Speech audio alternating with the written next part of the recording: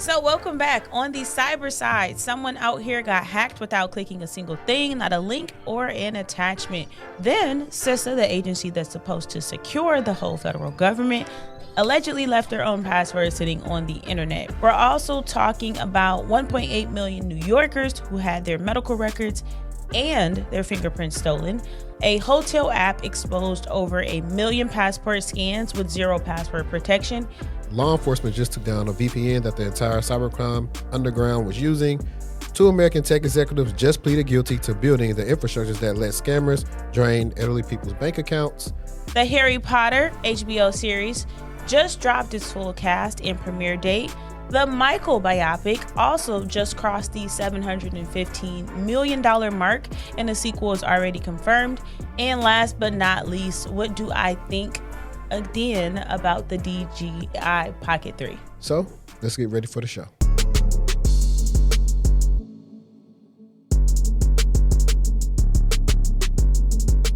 Welcome back, everybody, to the Textual Talk. I'm your host, HD.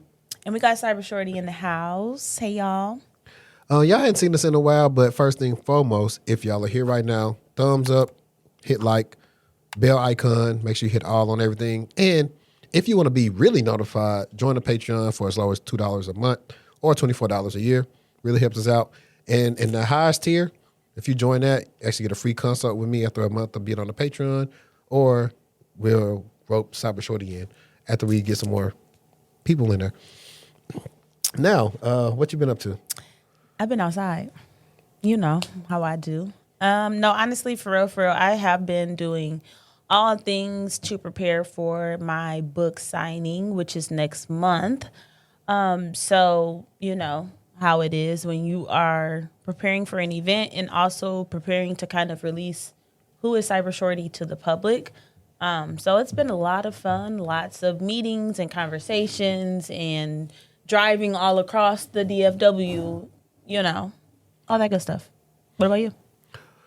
For me, you already know I've had like a crazy last couple of days. Last 72.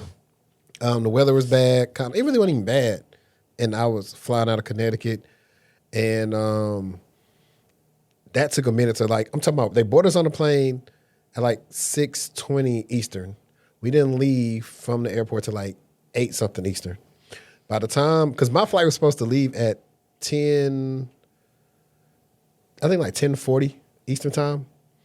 By the time we got there, it already said it was delayed. So I'm delayed in Atlanta, stinking. Went to go get in the hotel, stayed there already mad. And the thing was, guys, I was mad because I was coming back a day early so I can see my little girl graduate from kindergarten. And then my baby sister was graduating from high school. Oh, you didn't tell me that. So yeah, now we get home on Thursday, showered and everything, get back on the road. I'm on 635, headed to Highway 80. There was more drama? Yeah, remember I texted you my car and stuff. Oh, no, that was when you was going to your sister's graduation. Yeah. Bye. A car in front of me, they weren't right. It wasn't bumper to bumper. They was in front of me, so I seen them swerve. So I tried to swerve too, but at the same time, everything's like a split second. So I didn't know if I had anybody directly to my left or my right of me, and I didn't want to cause a worse wreck on 635.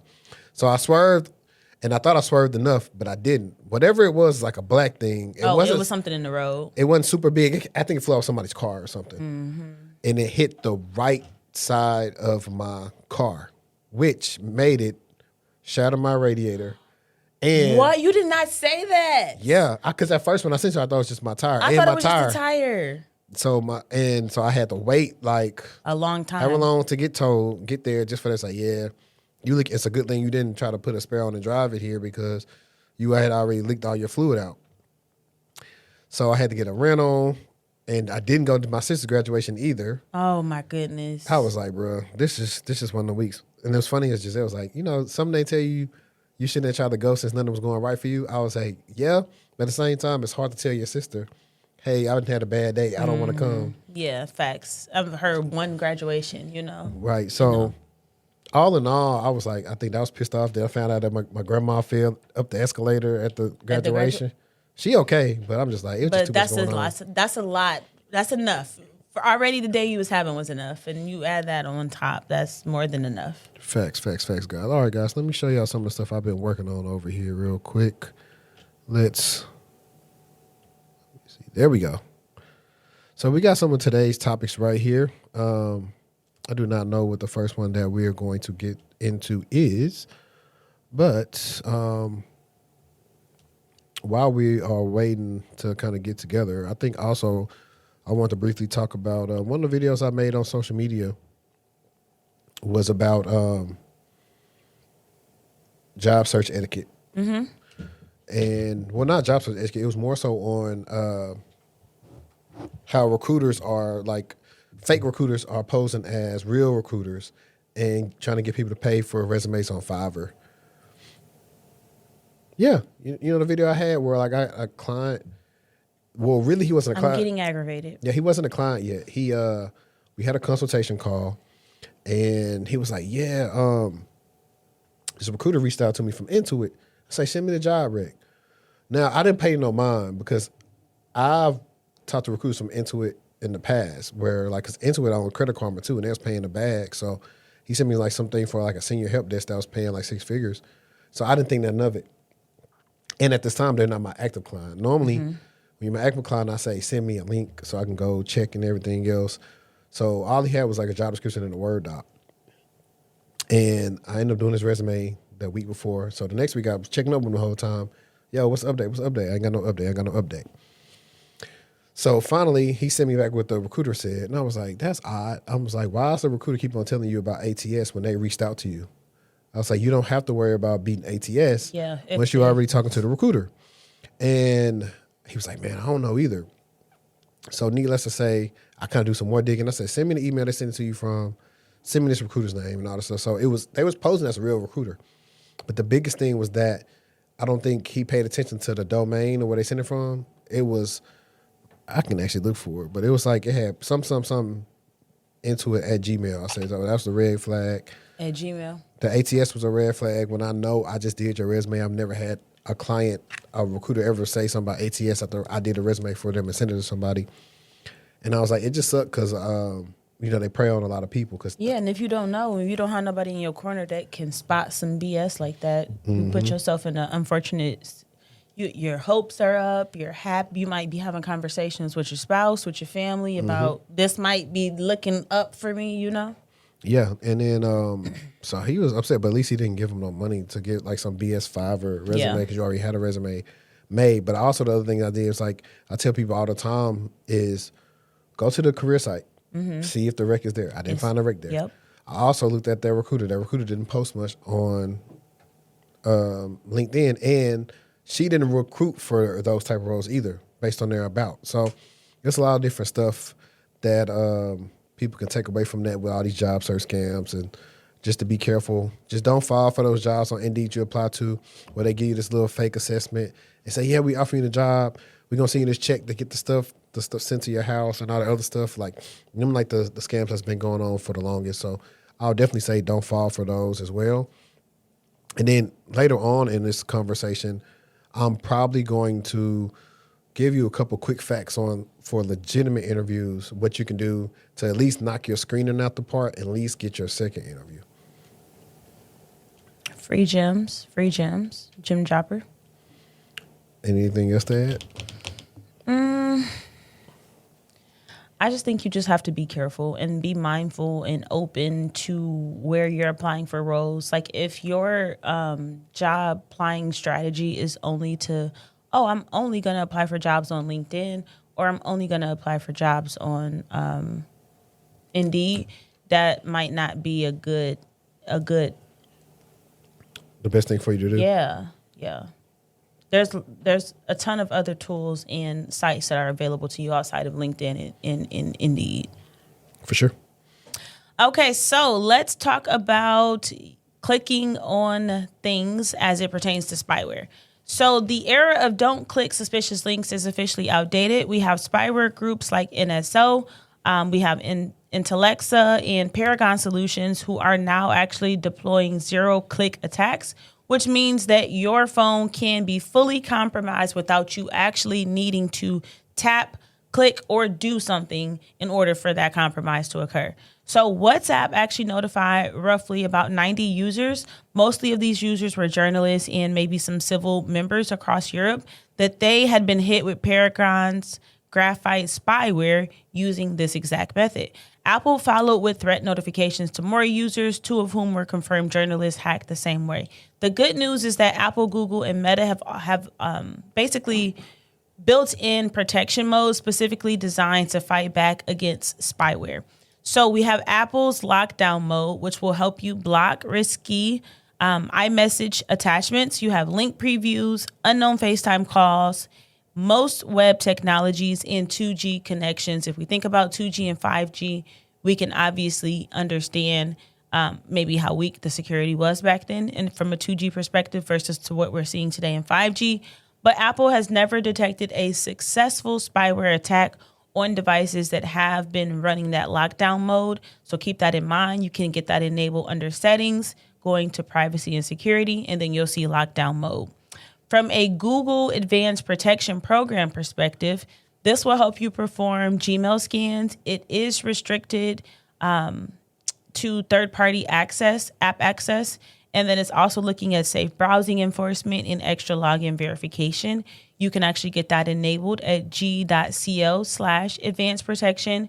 From an Android perspective, we're able to block any unknown application installations, enable memory tagging, extension against certain exploits. You also have USB, you being able to lock that when your screen is locked, and then also auto rebooting after 72 hours and blocking 2G. So that setting is under settings, security and privacy, and then you will see advanced protection. And last but not least, we have WhatsApp, which will help you block any attachments from unknowns. You can also hide your IP on calls, silence unknown callers, and disable any link previews and hide your online status. So in WhatsApp, that's under settings, privacy, and then you'll go to advanced. But I just think that spyware is always a really important thing to talk about because 9 times out of 10, when we think about it, most folks are thinking about maybe a parent trying to better understand how their child is using their devices and who they're communicating with and how. Or you also have it from the lens of like infidelity and like relationships with like spouses. So those are like the big and heavy use cases that I kind of see spyware being used. What about you? Let's see. Where do I see it being used? Kids and relationships. Kids, insider threat, to anything that's competitive, of course, outside of relationships and everything else, especially when you get to politics and you talk about all the stuff that they try to do to get stuff from like politicians' phones and everything else. Mm-hmm. And it's also why it's important to not only, it's kind of like when we talk about the cloud or whatever, you got your responsibility, share responsibility model. Of course, Apple or Meta, whoever should make things to protect you. However, you should take it into your own hands of getting these profiles installed on the phones. Like if you are a parent, they have these profiles you can install on the phones to monitor what they do. But they're not. Like most parents are not taking advantage. It's another thing for them to do and another thing for them to manage and monitor. And I do truly feel like the more you know, like if you knew better, you do better type of situation. Like if you really knew, and if you, and not if you love your kid, because all parents, love their children. But like if you really knew, we're not going to go there.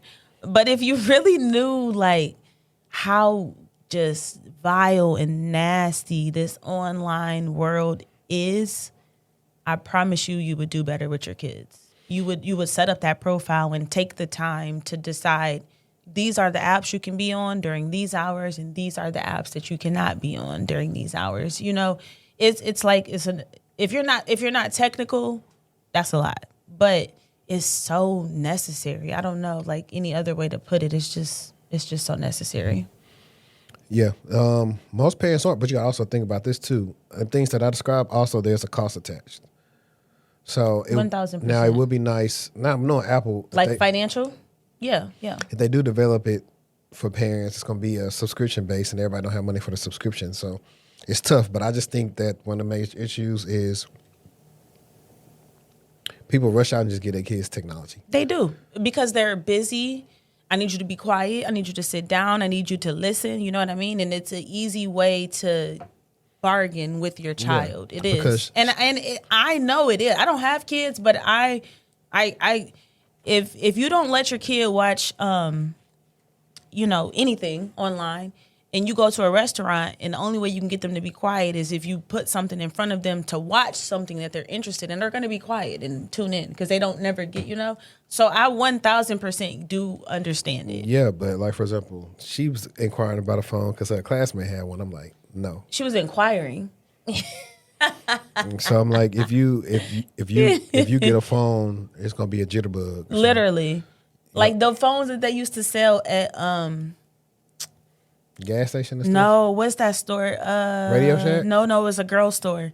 Limited 2. It used to be called Limited 2, and then they changed it to Justice. Okay. But it was like as a girl, and y'all know, please, ladies, tell me in the comments, did you used to shop at Limited 2 or Justice was like as you got older? But Limited 2 was like the store to shop at. They had, cell phones in there for kids and just the poppin' pop star type of apparel.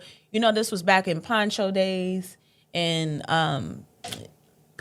boot cut jeans with the things on the side, like these, like chain. Yeah, like these. That's the type of stuff you can get from that store. Like very specific. Like it was very trendy for kids. Very trendy for kids.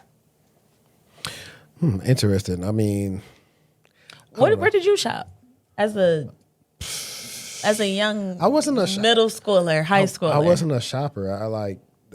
Honestly, I probably finally started like going to get clothes stuff from the mall, maybe high school. Before then, it was like whatever my mom found or if I seen something. So like you got Sears. I was definitely heavy reliant upon mom to make it happen until like 8th grade, 9th grade was when I started telling my mom, because my mom was like a name brand whore. Like she wanted. My mom wasn't. My mom 1000% was, and I had to tell her like, we don't have to wear name brands, because this was like at that time where it was cool to wear stuff that was not name branded. I was a Rockaware baby fat shorty, like down to the outside T. of like making sure I had like Nikes and stuff. Like I'm mostly Sears, because we didn't. JCPenney was gone. It was like in Bossier, so we rarely went to JCPenney.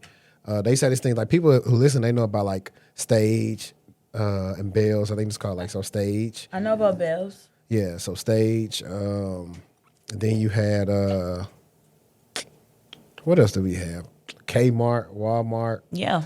Like I would get stuff all there because also I didn't have all of that. I didn't have a whole full outfit from all of there. Yeah. But also most of my stuff at the time, we wore uniforms at school. We did too in elementary school. Well, up until we switched to public schools. When we started going to public schools, that's when we stopped. Yeah, so but we did after wear uniforms. Second grade. What was your uniform colors? At Turner, it was red and white shirts. They could be polo style, or you can have a white Oxford shirt, and then you would wear navy or khaki bottoms. So in elementary school, at the school that we were going to, was actually downtown, but it was maroon button down collared shirts, and then khaki bottoms, and then above a certain grade, I think it was middle school, high school, they wore black shirts or white shirts, black bottoms. Okay. Yeah, like a school kindergarten through 12th grade, that's the school I went through until 4th grade. And I'm not gonna lie, it was lit. That was lit. Like just being it's obviously segregated. It was 3 floors. So like the babies is on the main floor, preschool, kindergarten through 2nd, 3rd grade. And then upstairs you got the 2nd level, and then higher up is where, the upperclassmen were. But I thought it was just so dope being able to go to school with that age range of people.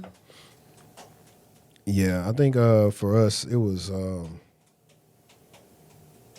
me see. I don't know, like I said, but I'll go back to the shoes. Okay, outside of shoes, I mean, okay, I knew how to roast. I still know how to roast. I'm screaming. And I knew how to roast. We never had, and through school, I never had like, my parents never had like just a new good car. So like, and then by the time my brothers and them came, that's when they started getting into driving minivans. So Do you have like a humbling story from elementary school?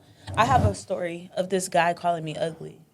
Like, he was so mean about it too. He just probably thought you was cute. He really thought I was ugly. He for did real. not. 1,000%.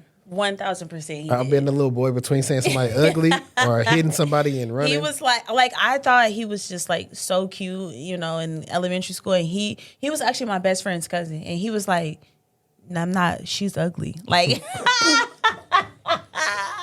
but you know what? Though? I'm screaming. But you know what? Though? I'm literally screaming. But back as little boys care. Why would he say that? They care more about what their friends think than versus what they think. Yeah, So you do. If everybody else is like, man, she ain't cute, whatever. I ain't trying to talk to her. But he's the first boy that made me cry. Really? Like I was tell your brother? I was distraught that he was like so mean to me. Did you go tell your brother? No, but I like cried like dramatically listening How to old were like you? in like 4th grade. I remember like because he was my best friend's cousin. I remember like being in her room because she had like a cute, you know, having a cute room as a girl was a big thing back then. I don't know how it is for these girls today. I think it's still the same. But like she had the cute room and you know it was real girlsy and we was in there listening to Bow Wow and Jagged Edge and that was like the first song I ever cried to. Yeah, I think he was being. How's he look now? We're actually like friends. We're Did he ever apologize? Say I'm sorry. I don't even bring it up because he know what he did. You know, he know how he was acting. I ain't gotta bring it up. But like I haven't talked to him in years. But like there's no like we did get cool enough. Like especially freshman year in high school. Like we were very very cool. No, funny thing is like the young boys never listen to the adults. Like normally, and not in some type of sick type of way, right? But you know, some girls are late bloomers. And some little girls, they've been cute their whole life. And then some, you can say they going through their little stage and they're going to be cute. So there'll be times when like the old heads be like, hey, you know, she going to be cute when she go or whatever. And, you know. You don't listen. Of course you ain't listening. Then you like get over like, dang, he was right. Like, I think my favorite thing is the people who were treated like they were lames. Like those are the people that are actually stable and got their lives together today. And I love that. And it's always I been think, like that. And I think that would be like my advice to my kids is like, you better be careful how you treat people because you don't know who these people will become. You know who's going to be a loser. And I'll promise you, my mom has never been wronged about who was going to be a loser. She was like, she's going to be a loser. She's going to be a loser. She's going to be a great person. My mom was very spot on with that. And I think it's important as a parent for you to kind of let your kids know that it's okay to be kind to people that are different than you. Because, you know, we kind of grew up in that kind of, I mean, there's still bullies, but we grew up in that if you ain't got it on, if you ain't dripping, you a lame, you a loser type of era. And those people are doing very, very, very, very well for themselves, better than the people that was popping. Everybody who was popping in high school peaked in high school. Well, I'm gonna say this. Most people. Yeah, some people who they were. It's two different things. You had super cool people. Then you had popular people. Then you had the people that just wasn't doing nothing. A lot of the popular people are still doing well in life. The cool people struggled a bit because they focused on being so cool that was their peak. They was smashing and dashing all the girls, everything. Like they had a time. I feel like a lot of the girls that I looked up to when I was growing up, that's all. But I think too is always like they're not. But I always was never like, that's what I'm saying. I always did all my work. That's why I got in so much trouble. I would do my work and then I have nothing to do.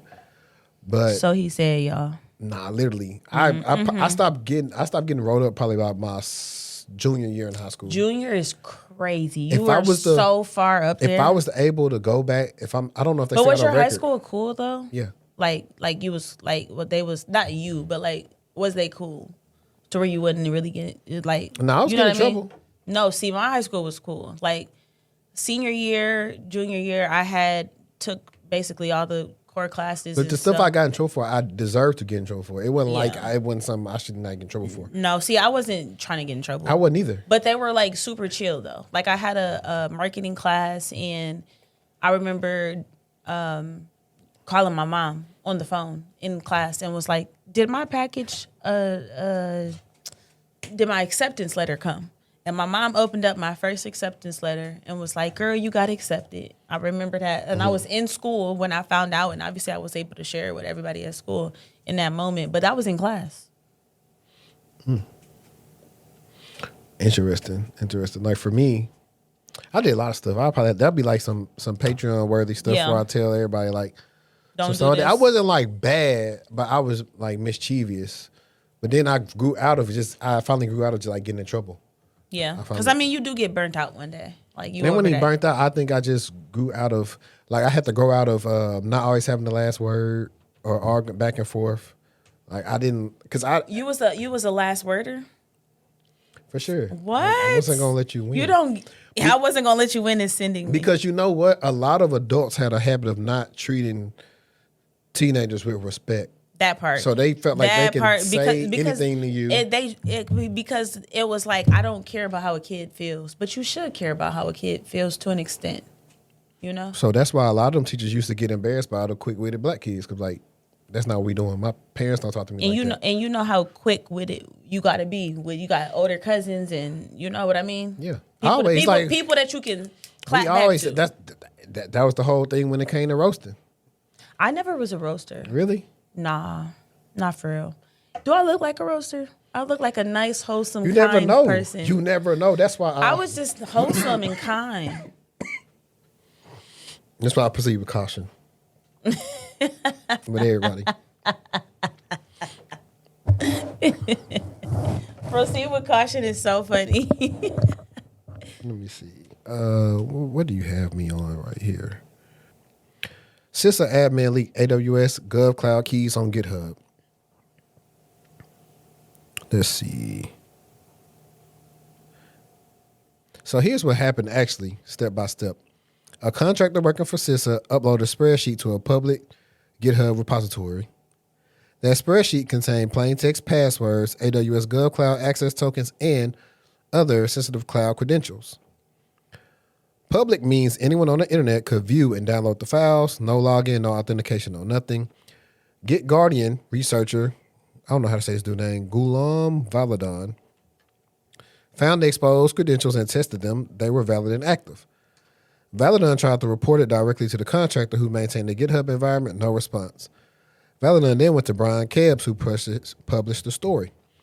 CISA locked down the exposure after Krebs reached out for the comment. So I'm stopping before I read anything else because it's funny because there should be controls over what you can even upload to GitHub. That part. And why are y'all storing stuff in plain text and spreadsheets? But the funny thing is, CISA is supposed to be these people that's supposed to be the experts on stuff. At protecting the government. But I'm not going to lie, a lot of these contractors don't be knowing what they be doing. But a lot of people, a lot of American companies don't know what they're doing. They're like, it's like trial and error, you know. I think they do. I think it's just a culture thing where they're keeping the people out that will probably like stir stuff up. When you know what you're doing, it becomes very troublesome and bothersome and irritating to the security team. Yeah. And employees for that company. Let me finish with the CISA. The credentials gave access to CISA's own systems and systems belonging to the Department of Homeland Security. CISA's own published guidance explicitly says store passwords and secure password managers, not unprotected spreadsheets. Do not upload sensitive credentials to public repositories. But that's why you got to have zero trust. You can't just trust somebody's going to follow that. That's rule number one.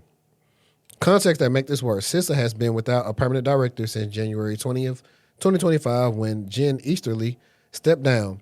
The agency has lost approximately a third of its workforce through cuts, furloughs, and layoffs under the current administration. The contractor who uploaded the credentials has not been identified publicly. CISA has not confirmed whether the credentials were accessed by anyone other than Valadan. CISA has not confirmed whether the credentials were revoked and rotated.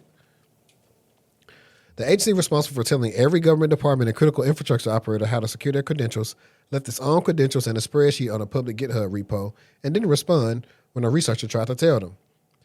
That is not a contractor problem. That is a culture and oversight problem, and it's happening at the moment when CISA is operating with a third of its staff gone and no permanent director. Cybersecurity requires people. It requires institutional memory. It requires accountability. Right now, the agency task with all of that is running on fumes. The timing with the CISA tech crunch piece Shorty is covering isn't a coincidence. They're the same story told from two different angles. I don't know, man. I think that it's we know that layoffs are obviously a part of life, right? But I think that, like the article has said, because it's such a national security agency, why would we leave them without the proper leadership to prevail forward in protecting the security of our nation? I don't know. It's easier said than done. I'm, not pointing the finger there, but you almost feel and think like, did y'all not think that once she stepped down that there was going to need to be somebody to replace her to keep the vision going? Or there should just be more emphasis, I guess. I don't know. I don't have the perfect solution, but that is not it. It's not. And like I said, let's do something. Okay. We know you the purview queen. So hypothetically, this is a scenario question like you're on an interview. If you wanted to prevent people from uploading stuff like that to certain repositories, what type of control would you put in place for purview? A DLP policy and also an IRM policy. DLP to help to say you cannot release this type of content from where X site. Like, you can make it specific to that SharePoint site or whatever it may be, but you can get very granular and specific to if the document looks like, if it contains this, you can get very granular there. And then just from an insider risk perspective, so you have those signals to tell you this person, HD might be trying to do ABCD, or Destiny might be trying to be doing, ABCD. So you have the bells and whistles to alert you, and you can perform that investigation and dive deeper onto those. But DLP for sure. Yeah, I know. So from my experience of dealing with DLP, it's sometimes a lot of false positives, but true positives. The more granular and specific you get, the better. Like, if this you is just where I think AI helps. Yeah, if you just set something generic up to say, like, if it contains just any credit card credentials, that's not really probably going to be the best policy. But if you get more granular to it and you say, if I see one or more instances of a credit card credential plus a first name and last name plus this plus that, you know what I mean? Then you make it. Yeah, it's more risk-based. Yeah, it's like ours used to deal with a lot of false positives where, like, it would think somebody was doing something like a social security number, but it wasn't a social security number. It just be the number, the same amount of digits in there. And also, I will say a lot of those like information types are you can only be as good as the type is itself. Like, I think New Zealand has like some 6 digits that's going to flag for anything. You can put any 6 digits in, it's going to think it's that, So you can only be as good as the data scheme is too with that. Got it. Yeah. I think that's what I'll probably look for. So it's twofold. I would think of also doing DLP alerting, but then also make sure certain DLP alerts go to my 24/7 coverage. They need to go to the right people. So 1,000%. outside of the DLP and the IRM team, it should also come to your SOC team, just in case it's at a time when nobody's there, so they can actually. And this is a simple mistake, but they could have called the person like, "Hey, what did you just upload? Or we saw what you just uploaded. Please, take that from GitHub now. That's not what you're supposed to do. You're violating the policy." Yep. Or you can actually automate that with AI for security operations and say, if you see this type of thing, analyze what was uploaded, send a message to the person's manager and them about they violated policy. Please take it down. Or I like AI in the investigation piece because it'll tell you, like, okay, these alerts require your immediate attention. These are lower level alerts. And just because, and that doesn't go hand in hand with alert priority. You know what I mean? Because it could be a low level alert, but it could be a terrible situation. And it could be a high level alert in not that big of a situation as well. Okay, let me see. What's your next title? I'm going to talk about NYC Health Hospitals. and how 1.8 million people's medical data and fingerprints were stolen. So NYC Health Plus Hospitals, the largest public health system in the United States, confirmed that hackers breached their network and stole data belonging to at least 1.8 million people. This is one of the largest healthcare breaches of 2026. The attack started in November 2025 and wasn't detected until February 2026, meaning hackers had access for roughly 3 months. The breach originated through a third-party vendor that has not been named. During that time, attackers copied files that contain health insurance plans and policy information, medical records, diagnosis, medications, lab testing, and imaging. We also have billing claims and payment information, government issue IDs, so think social security numbers, passport, driver's license, and also precise geolocation data that was embedded in uploaded identity document photos and biometric data, so fingerprints and palm prints. I feel like the most alarming out of all of those is going to be biometrics, because those are obviously permanent. You can't change your fingerprints, obviously the way that you can change a password, but the breach notice didn't explain why they were storing biometric data for patients through prospective employees. They are generally required to submit fingerprints for background checks. It's not yet confirmed whether patient biometrics were also taken. It looks like they are serving over 1 million New Yorkers, the majority of whom are uninsured or rely on Medicaid, which is a population that is already obviously facing barriers when it comes to receiving health care. And now they are facing barriers when it comes to protecting their identities.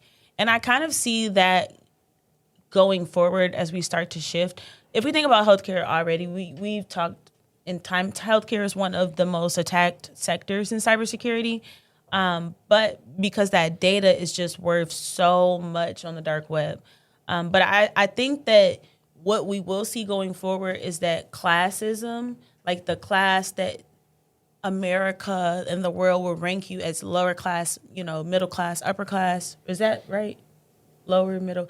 I think that we will start to see the lower and middle class be disproportionately affected by like their data and information being compromised or sold and things of that sort, because they feel like those people, one, they're vulnerable.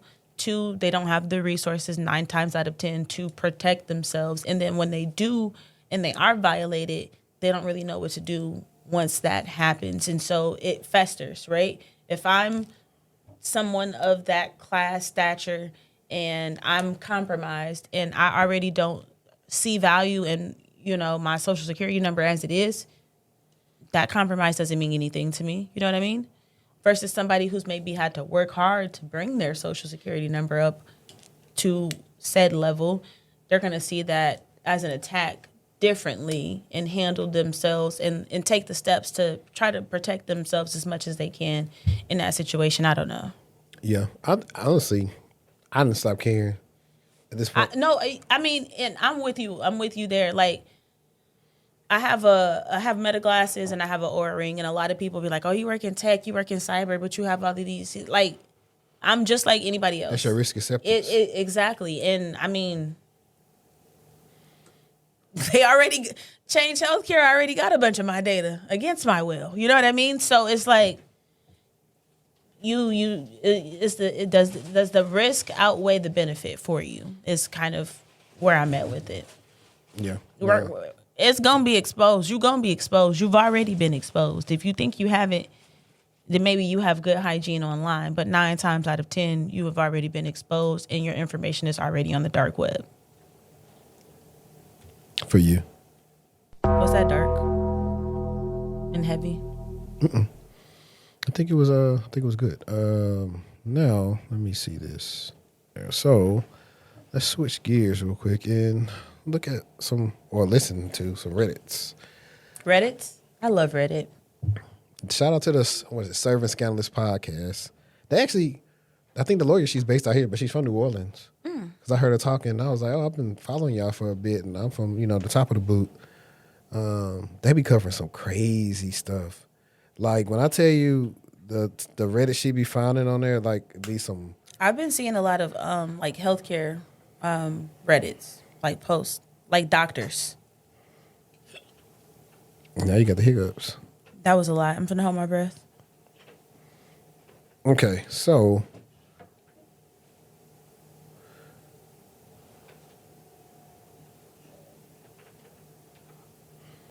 I got a good one. Okay, so let's start with this one first. This is title, guys. 20 plus final rounds, 0 written offers, 1 verbal offer that got canceled, then reposted 3 weeks later. I need someone to tell me what is actually happening because I clearly cannot see it myself. Throw away because some of these recruiters know me by name at this point. I need brutal, honest, no sugarcoating advice from people who have been on the hiring side. I'm stuck in the pattern. I cannot diagnose, and it's starting to genuinely affect my confidence and my ability to stay motivated in this search. The situation in plain terms. Over the last year, I have made it to the final round at more than 20 companies. IT, program management, business analysis, and operations leadership roles. Remote and hybrid mostly. I'm talking final panel interviews, VP culture fit calls, hiring manager debriefs, references checked, and in multiple cases, verbal confirmation that I was the person they wanted. But 0 written offers. 1 verbal offer that the hiring manager personally called me about and said, you will have it in writing by end of week. And a week came silence. I followed up 3 days of nothing. Then an email saying the role was canceled due to internal reorganization. That exact same role, same title, same description was reposted 21 days later. I never received an apology or an explanation. The excuses I have actually been given across 20 plus companies, real language paraphrased. We moved on to another candidate, role reposted within 30 days. The role has been put on hold due to budget constraints, role reposted 2 weeks later. We decided to go with an internal candidate. LinkedIn showed an external hire the following month. We are restructuring the team. The team grew by multiple headcount within 30 days. We need someone with slightly more domain-specific experience. The person they hired had fewer years in the field based on public LinkedIn data. The hiring manager has decided to take the role in a different direction. Role description was word for word identical when reposted. We had an exceptionally strong candidate pool, and it was an extremely difficult decision. Copy, paste, none, answer with 0 substance. The business has decided to pause all external hiring temporarily. 3 other roles at the same time, company reposted the same week I received an email.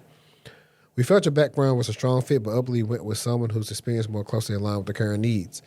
I had more directly relevant experience than the job description required. After careful consideration, we had decided to move forward with other candidates at this time. No specifics, no feedback, no explanation, no humanity. Every single one of these turned out to be a polished half-truth or an outright fabrication based on what I could verify afterwards through LinkedIn job boards and public hiring data. What I know for certain. The problem is not my resume. I get consistent recruiter outreach and pass screening regularly. The problem is not early stage interviews. I advance through phone screens, technical rounds, and first panels consistently. The problem is not communication. I'm experienced, articulate, and comfortable in high-stakes conversations. I've been told multiple times by recruiters, mid-process things like the hiring manager loves you and you are exactly what we are looking for. The verbal offer situation, because this one deserves its own paragraphs. 4 rounds of interviews, final panel, references checked. Hiring manager called me directly unprompted and said the words, we want to offer you the role. You will have it in writing by the end of the week. I mentally began winding down other applications and the week arrived, nothing. I followed up professionally. Recruiter said, let me check on the status. 3 days of silence, then a formal email saying the position had been canceled due to an internal reorganization. No phone call, no apology, no acknowledgement that a human being had restructured their job search around a verbal commitment that turned out to be worthless. That same role was reposted 21 days later with the identical job description. Please, bye. I have never received a real explanation for any of this, not once across 20 plus companies. I'm not looking for sympathy. I'm looking for the kind of feedback most people are too polite to give. If there's something I'm doing or signaling that is killing my chances in the final stretch, I would rather hear the painful truth on Reddit than burn another year getting this close and walking away empty-handed every time. I definitely feel them on some of these things. Okay, hear me out. Now, that things do happen, or companies are reorged. 1,000, and they could get back in a position to be able to hire for that same role in 21 days. So I don't think that that's not untrue. I just think from the outside looking in, it's obviously a completely different experience. I can sympathize with the fact that you and we would like to be like notified, like, hey, we would like a more personable message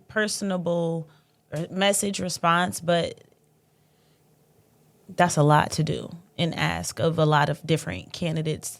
Like, some of these positions have thousands of applicants. They can't send 1,000 people. When you make it to, and granted, that's a different stage, because he actually made it first round, second round, third round. Like, he made it further past. So his, he could want some what's not experience. He could want some more communication. Yeah, like on what didn't or did go well there. I 1,000,000% understand his side, and I also understand like what actually truly happens in these organizations for candidates to feel the way that they feel. Like, I get, and I'm happy that I have both of those perspectives, because if you only have the perspective of the candidate, you always gonna feel shortchanged and like, maybe your needs aren't being met. But when you really understand how these companies are trying to function and maintain things and grow and do bigger and do better, like, I don't know.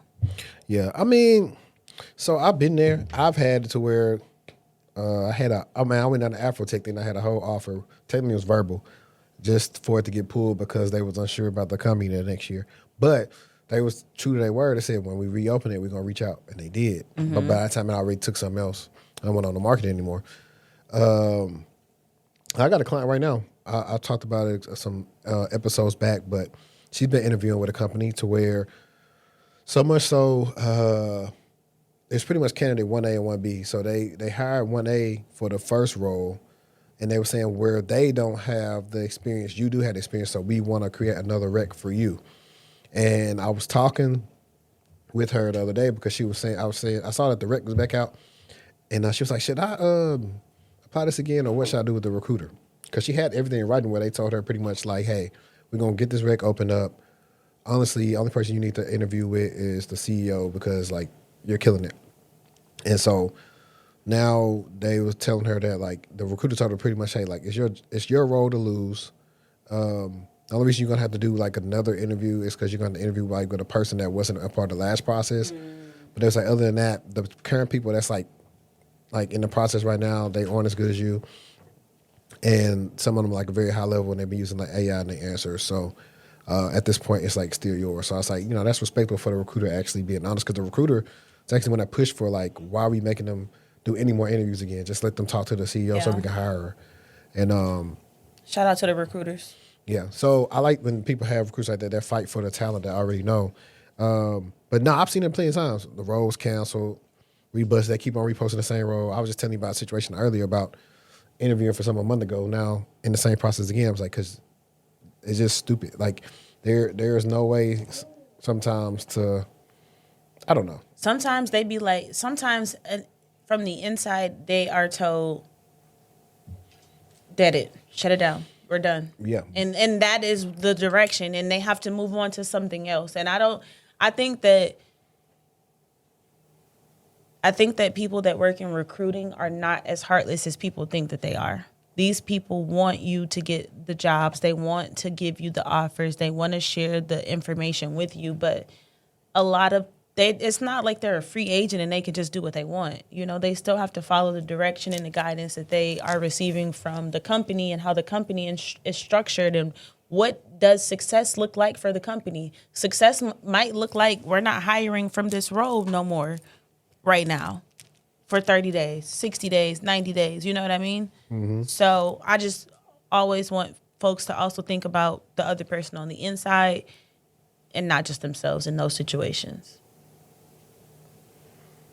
Yeah, for sure. I know, like, so they got different things on there. They're saying, like, could be some coming back on your references or all this other stuff, which that's only when you actually do the actual interview background checks. Yeah.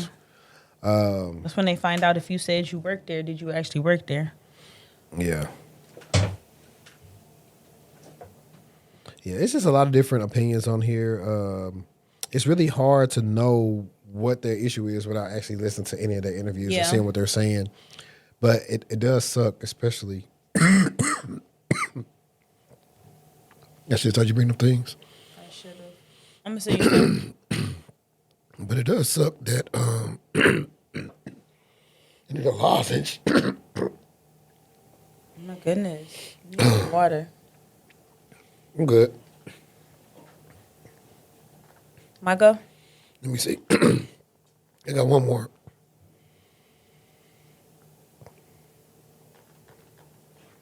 This is a long answer, but let's see what they say. This is a response, like a comment? What's likely happening is not.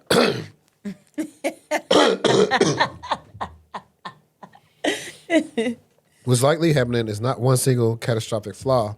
It is probably one or two subtle issues that only become visible at the very end of the process when companies compare strong candidates against each other. And yes, the companies are absolutely giving you polished half-truth. Most rejection reasons are risk-managed corporate language, not honest feedback. They avoid specifics because legal exposure, recruiter policy, avoiding confrontation, preserving employer brand, keeping you warm as a backup candidate. So you should stop analyzing the literal wording of rejections. The wording is mostly noise. At final stage, companies are rarely asking, can this person do the job? But there's a version of this that quietly triggers concern. You can accidentally come across as too polished, too rehearsed, too forceful, overly analytical, difficult to influence, politically heavy, exhaustion to manage, and this person might challenge everything. No recruiter will ever tell you this directly, but hiring managers absolutely discuss it privately. Other possibilities, you may be over-answering, something may be surfacing in references, you may be triggering overqualified flight risk, your interview style may lack emotional warmth. The fact pattern matters. If this happened 2 times badly or 5 times concerning 20 plus times, there's almost certainly a repeatable signal you are unknowingly giving. The probability of pure coincidence becomes extremely low.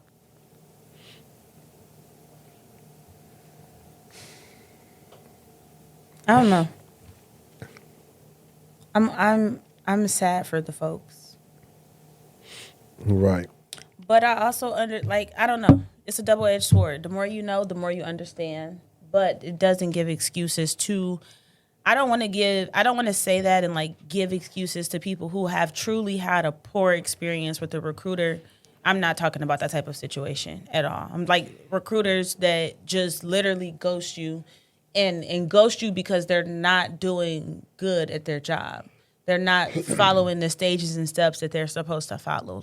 Obviously, as you should know, when you're going through an employment process, there are stages and steps, and they have to respond to you timely to give you the offer, and you have certain amount of days to respond back and stuff like that. I'm not talking about the people who are fumbling the ball there. I'm not talking about them. Yeah. I had another one, but I think it's super long, so I will not get into that one. It may be something that I'll do another time, but it's pretty much, it was like a post on how to actually position yourself to land a cyber role in 2026, not clickbait. Mm-hmm. But it was a pretty long post, and so that's something that's worth a really good long deep dive. But since I'm still here on this topic of the job search, and we talked about this with the interviews, right? First thing you need to do is, if you are coming up on a screening, if you had the time, I have a little doc that I use, and have I ever showed you the doc?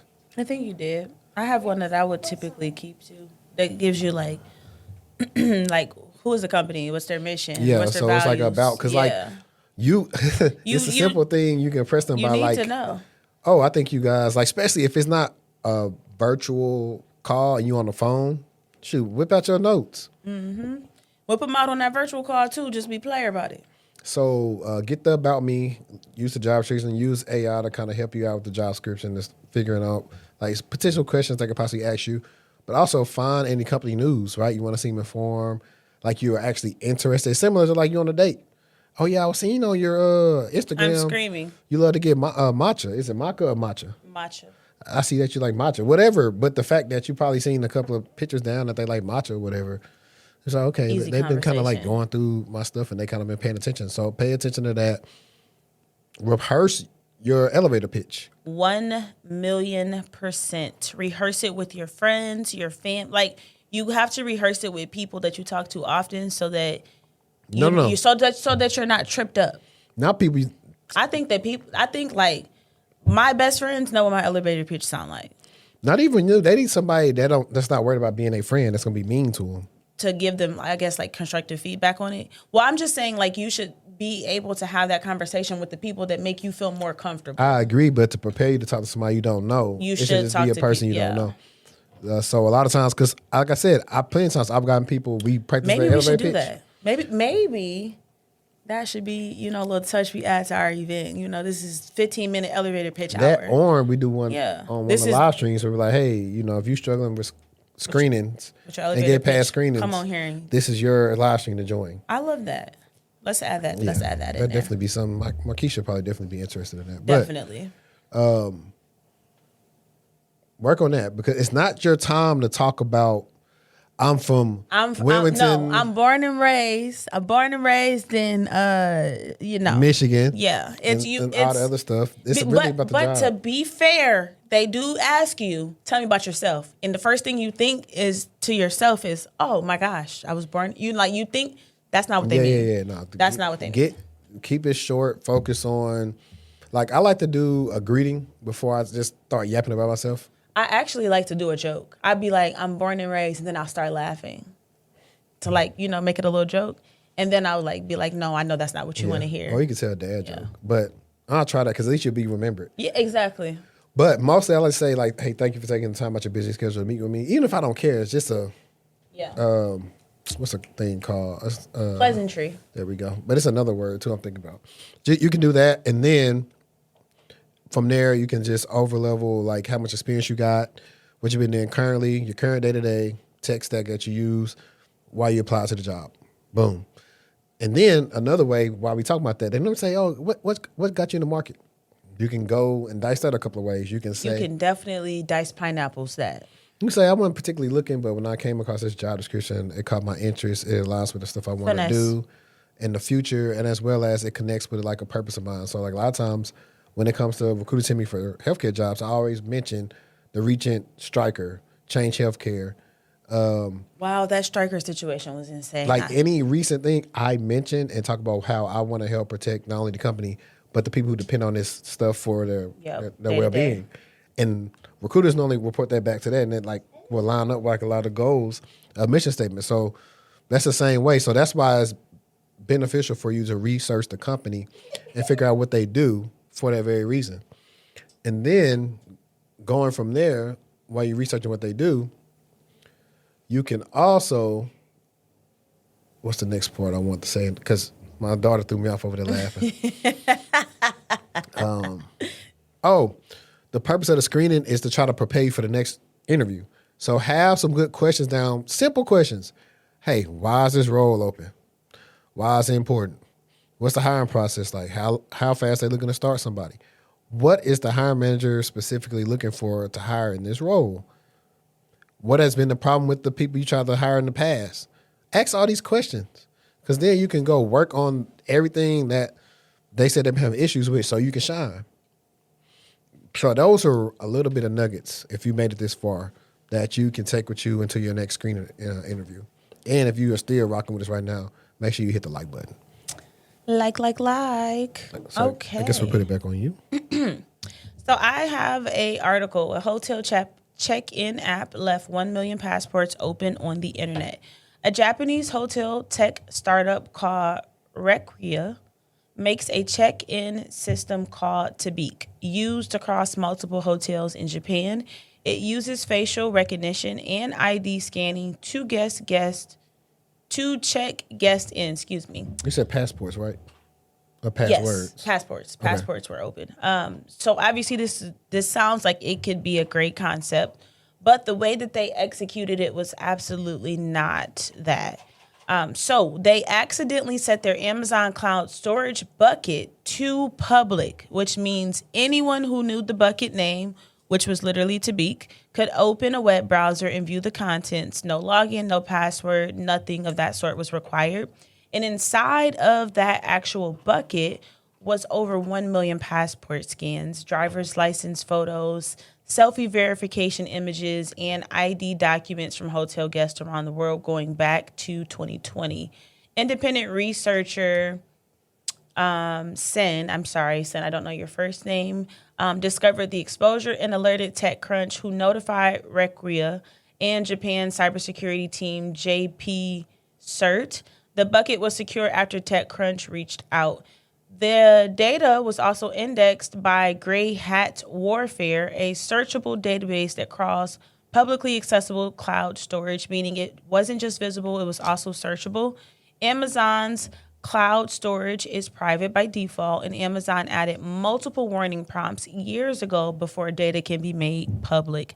The kind of misconfiguration that was experienced in this situation is obviously more hard to do accidentally because they put those tripwires in place to kind of help you present it. But obviously, here we are. What we are seeing is a pattern. So hotels, money transfer apps, car rental services are all asking you to upload your most sensitive government issued documents for identity verification, and not even just asking you that, but also storing them with no meaningful security. The broader context here is that governments around the world are using age verification and know your customer laws that require people to upload passports and IDs to a lot of these third-party systems. But we don't really have a standard to secure these systems in place, is basically kind of how it goes. So the Tabik exposure is exactly what cybersecurity experts are sounding alarms about. You can't mandate that people hand over these, sensitive documents without at the same time mandating that companies have to do A, B, C, D to actually protect them. I am not a fan of uploading IDs and any of that. I'm kind of like in the home buying process now. And like some things I'm just not doing. I'm not uploading. I'm not sending you. If you have a portal or something, cool. But via email, I'm not sending over any of my information like that. Absolutely not. Mm-mm. Yeah. I'm doing on S3 buckets. Man. But that's one of the, there we go. Crazy enough though, that's one of them rules, like you said. I think they fixed it to where it's supposed to be blocked automatically. But we go back into the blue team on when did they see that public block access was disabled? Yeah. And typically, most of the time you see that if a new account or something's being stood up, and if you go back into the logs, you'll see that public block access has been enabled and you're good to go. If you don't see that after it's been set up after like a couple of hours, then you should be like, hey, y'all still got this bucket, open with the rule. A lot of times somebody may say it's for testing, or they say, oh, we fixed it, or we deleted the bucket. So typically in the triage process, because funny enough, I want to say it's one of my... Can you tell people what a bucket is? For the people that don't know. Easy way, I guess, to describe a bucket is... It's just storage. So I was just gonna say it's literally a bucket. Yeah, it's storage in the cloud, and so it's connected to whatever account ID that you use. So, for example, let's say we create an AWS account called the Textual Talk. So now we created a new bucket called the Textual Talk Videos, and so now that one bucket will be videos of the Textual Talk. So it's similar to like if you use anything like Google Drive or anything else similar. Like the settings most of the time in the Google Drive stuff is not public, but you can change it to like the access to anybody can access it or whatever. You don't want that because somebody stumbled upon your drive, they can take all your stuff out of it, especially if they got the right access. And what the article was saying was that there were Amazon had put in place a lot of notifications to basically help someone understand that you're about to make this data public. So it wasn't like they just hit a button and they didn't know. Like it was like, are you sure? Is you sure? Well, is some you of sure these that people, you're sure? One of those type of situations. So some of the stuff I do know, like if they weren't in the console and they did this all through CLI, it could have just already did it and they weren't paying attention when they set the bucket up. But that's why you got to have defensive depth with your monitoring. That part. You got to have. What is defense in depth? If something else fails, then we got something else for you that you can't get in. So, that part. You would have your CloudTrail logs, which are the logs that pretty much audit activity in AWS. They would flow into your SIEM, and specifically, you would see stuff like, oh, it's been public block access been disabled, or like I said, you go back through and see, has the bucket been deleted? All these different things. So what happened with these things? And then an even better tool that a lot of companies are using now, and you're gonna hear me say my favorite tool, Wiz. Wiz will also give you a guard duty alert about that. Guard duty is pretty much a combination of different CloudTrail events, and it lets you know that, hey, something is an ongoing problem, please look into it. And so if they don't got none of that going on, that's the reason why like this happened, and everybody should get in trouble because it's negligence, because you have these different, if you operate a business, you're gonna have to be compliant for certain frameworks, and certain stuff can't fly. Yeah, and a lot of people are always asking, like, how do I break into tech? Or I want to do cloud security. What we're talking about in talking about buckets and storage, like that is a specific area in cloud security that you can pursue if you're interested. So just kind of keep that in mind. Cloud security is it's an umbrella term, and you got all these things that fall under, and storage buckets are one of those things that you could solely focus on, and that be your only specialty. I wish they could. I think they won't. I think they won't let them do it. Who? 'Cause I think like I said, I think all the tools are getting so advanced that they're checking for stuff like that. So in another situation like this, you can have a break gas account where you will be tough because you don't want to delete the bucket. Actually, somebody had a good scenario on this. Let me see if I can find a LinkedIn. He had a great scenario about this, and I thought it was pretty cool.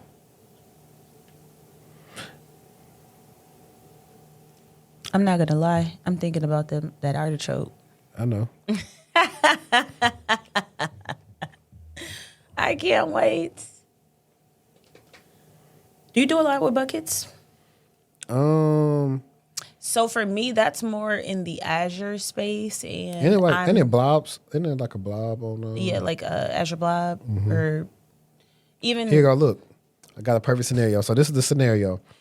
Question of the day: cloud security. Your team just discovered that an S3 bucket containing customer data. And also, let me give credit to the poster, Samuel Tillman, staff SRE at the NBA. Your team just discovered that an S3 bucket containing customer data has been publicly accessible for the past 72 hours. The bucket was created by a developer who needed a quick way to share files with the vendor. Your role is to contain the breach and ensure it doesn't happen again. Which action do you take? Now, answer choice A says delete the bucket immediately to stop the exposure. don't do that. B is enable S3 block public access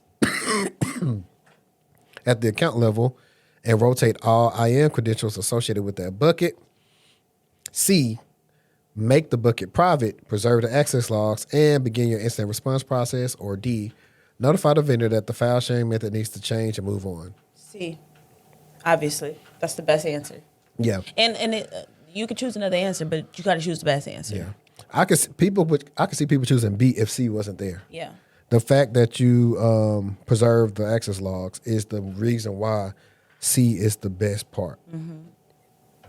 So I thought that was pretty cool. So it was crazy. So shout out to him for putting that question today. So he actually been doing this for a while now. It's actually pretty cool. I used to do this back on the day on Instagram when I was growing. Tech execs plead guilty to running infrastructure for elderly scammers. Former CEO Adam Young, 42, of Miami, and former CSO Harrison Gevertz, 33, of Las Vegas, both pleaded guilty this week to a misprison of a felony charge, meaning they knew a crime was being committed and concealed it rather than reporting it. Here's the scheme. Between 2017 and 2022, their company, CA Cloud Attribution, provided telephone numbers, call routing, call recording, and call tracking and call forwarding services to customers they knew were running tech support fraud scams. India-based call centers would place deceptive pop-up ads on victims' computers, fake virus warnings, then direct panic users to call a number. From there, scammers will remotely access the victim's computer, steal sensitive data, and extract hundreds of dollars for fake tech support services.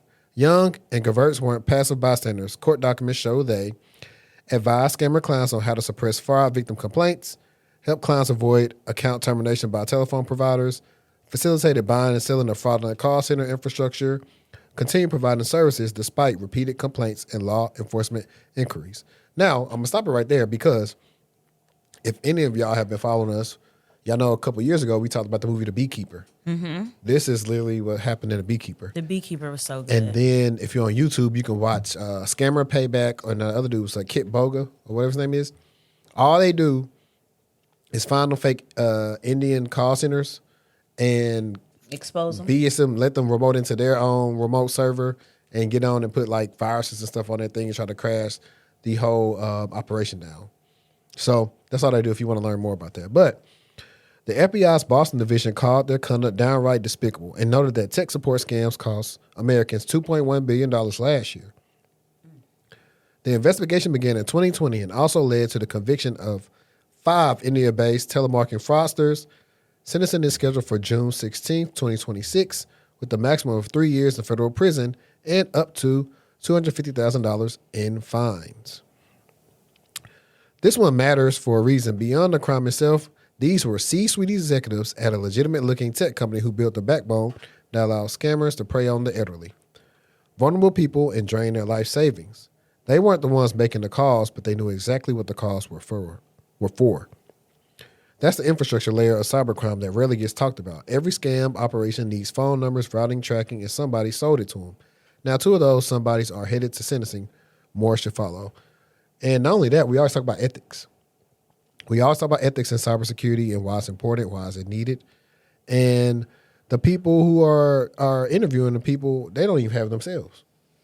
They're taking advantage of that. Like, of all people, Italy, why y'all them scams Sally Mae? Bro, I just, and like, because, you know, I used to work in the financial sector. It's so sad.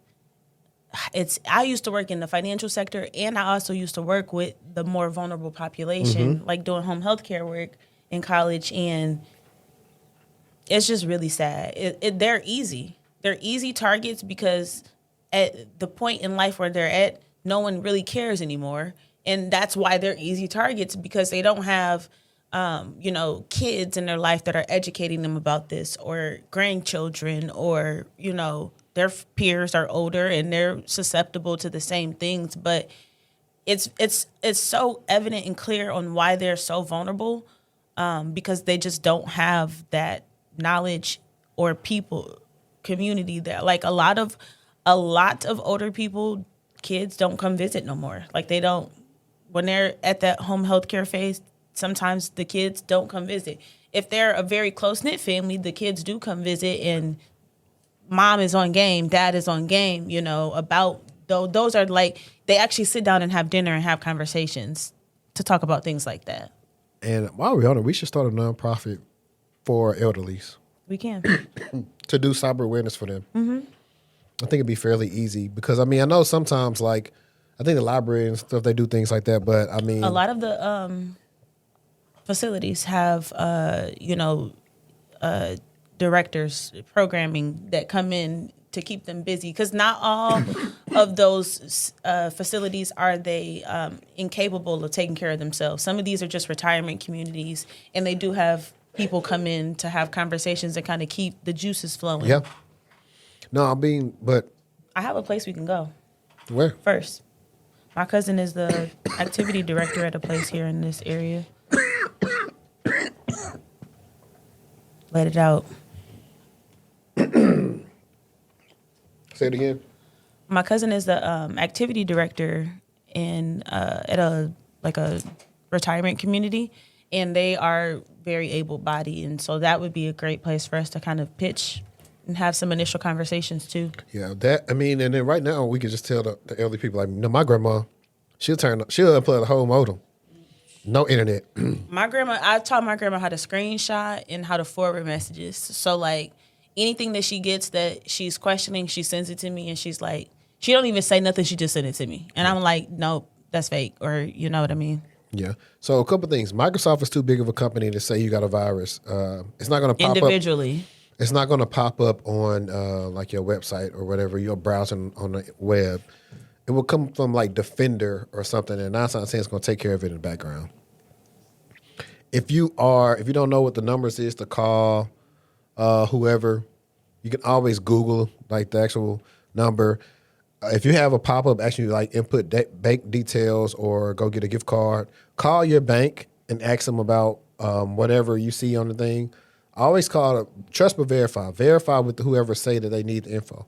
Verify with them. And you can always hang up and call back. Like you can always, if it's an emergency, you hanging up and calling back, they're still gonna get you to the right people, and you still go. So like, don't allow them to prey upon the feeling that it's time sensitive, because if you hang up and call back, it's still time sensitive, right? You're still handling business timely, but they do prey upon that.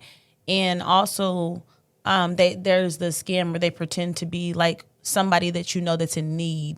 Hang up and call that person. Actually, hang up and call that person. Like if I call and I'm saying I'm your grandchild, hang up and actually call your grandchild, or their parent to figure out if they actually are in need, because they can spoof any number, Yeah, for sure. And then also, I hate to say this because they can do deep fakes and stuff now. However, that's where it gets nasty. If you do not hear an American accent on the other end, and you hear like a whole bunch of chatter in the background, it's a call center, hang up.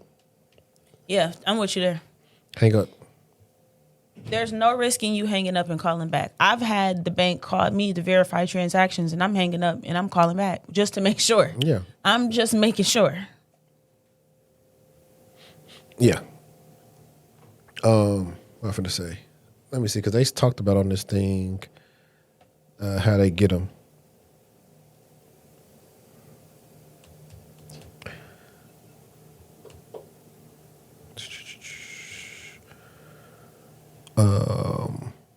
Also, the other thing is, don't let them remote into your computer, because what they're going to do is they're going to put some spyware or type of virus or something on your computer. I will say this. Nobody has business remoting into your computer as a single person. Like, the only people that should be remoting into your computer are, like, your job. They're as a... Well, no, this is their personals. That's what I'm saying. Nobody should be remoting into... There's no need, if there's something actually wrong with my computer as a consumer, and this is my personal device, I am responsible for going to pay to someone to get it off. Mm-hmm. They're not, they don't remote into your computer. I don't know about a service that you can pay for where they're just like, yeah, I got it, let me just remote into your computer. Now, if you work for a place and this is their device, that's a different story. But like personally, nobody should be remoting into your computer. Point blank, period. Yeah. They just don't understand a lot of stuff because, like I said, I used to work. Think about it. I used to support the screeners. Yeah. The TSA. Some of these people didn't even know, like, hey, I'll be like, open up, Microsoft Internet Explorer. What's that? So not only they're working at a deficit of, like, in order for some of them classes to be effective, they need to have a foundation test like, hey, what do you know about computers? Mm-hmm. Hey, this awareness class is for people that knows this about computers. You need to take computer basics one-on-one at the library. Yeah. So now you're not trying to understand everything we're talking about, and it'll be better for you. So they need to just make like curriculums for old people. Mm-hmm. And it's definitely an understocked population, 1,000%. Yeah, because they're getting a lot of money from them. Because like, if my grandma ever think again she finna get a free iPhone, that's what's taking me out. I said, girl, do you know how much iPhones cost? You is not getting no free iPhone. Yeah. It don't work like that. Yeah, for sure. What you got? Graduation season. So let's talk a little bit more about why commencement speeches are so bad. So obviously we know it's graduation season across the country. We have graduates that are sitting in uncomfortable chairs. Some of these folks are outside, listening to speeches that are almost undeniably forgettable. But what we've seen is that the format of these speeches has not changed. You have somebody that tells you to chase your dreams, fail forward, you can make a difference. Maybe they give a joke about smartphones. These days they're cracking jokes about AI. Maybe they give you a poem, you clap, you leave, you remember none of it. Now the problem isn't the speakers, it's the impossible ask. I think the impossible ask is asking for a commencement speech to inspire thousands of people from different backgrounds, majors, cultures, plans, and lives in 10 to 20 minutes without being too political, too controversial, or too real.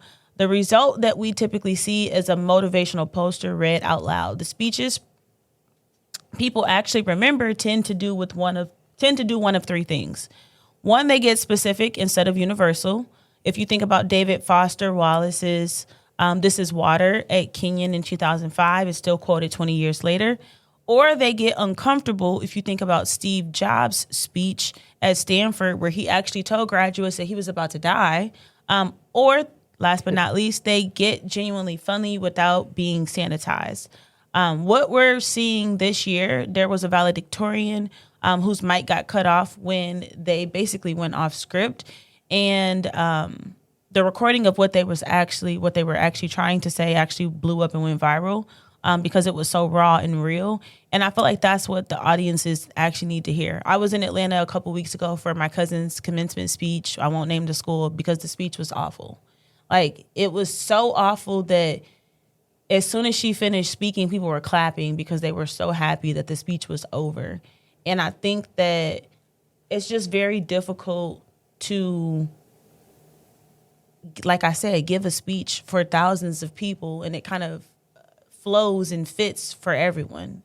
A lot of things are specific to cultures, religions, career paths that you may be choosing. So I think that it would be interesting to see the dynamic and the topic of conversation, like just being charged with living your life in a different way than what we typically see at those ceremonies. Like, it's always black and white, cut and dry, dream big, may be the change you wish to see in the world type of energy. And I think it would be dope to see what it would be like going forward because we have so many different forms of media that you can pull. Like, imagine Drewski giving a commencement speech. That commencement speech would be dope. Yeah.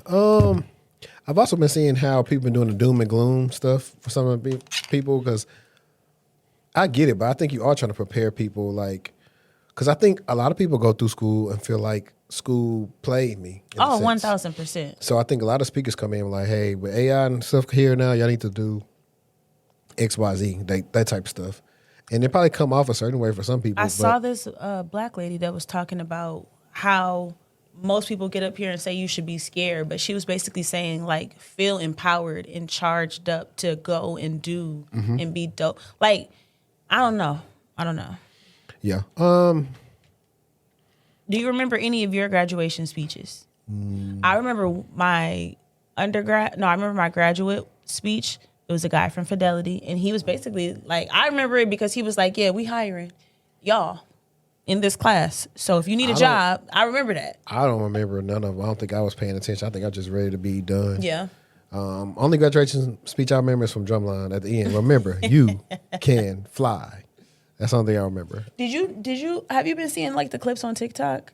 You know when they was playing on, the Purple was playing on their drums? That was like not scripted. Yeah. That's crazy. That's what made it so believable. No, for real. Like, literally. Yeah, Morris Brown, A&T. So while we are here, let's go ahead and have some fun. Let's do some comedic relief real quick.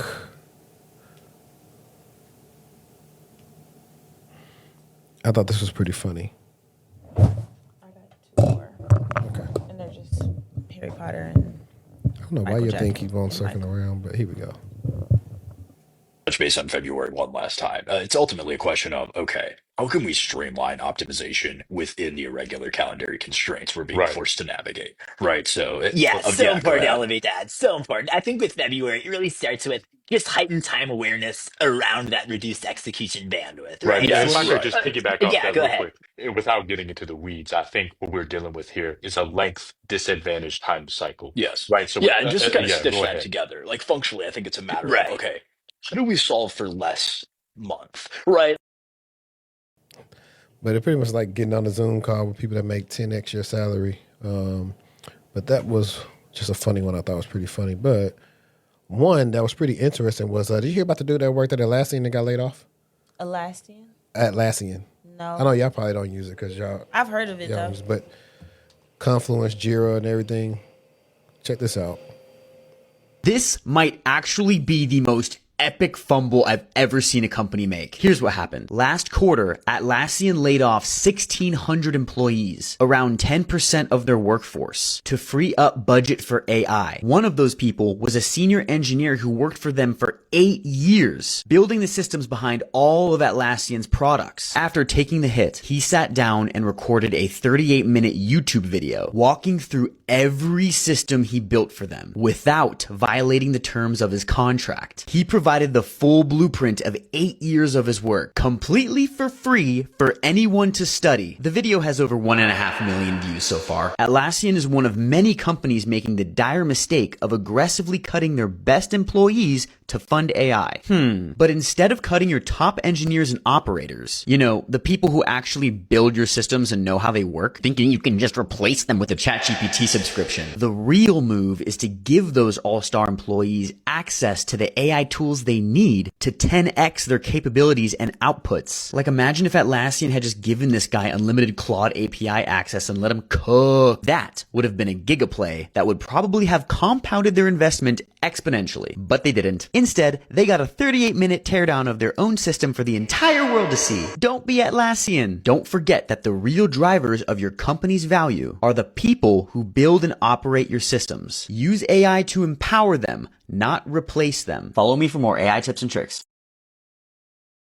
I mean, I get what he's saying, but it's not realistic. That's not a realistic business model. I think it is. From our talks this week, it was very realistic of more to enhance and empower, not to let y'all go.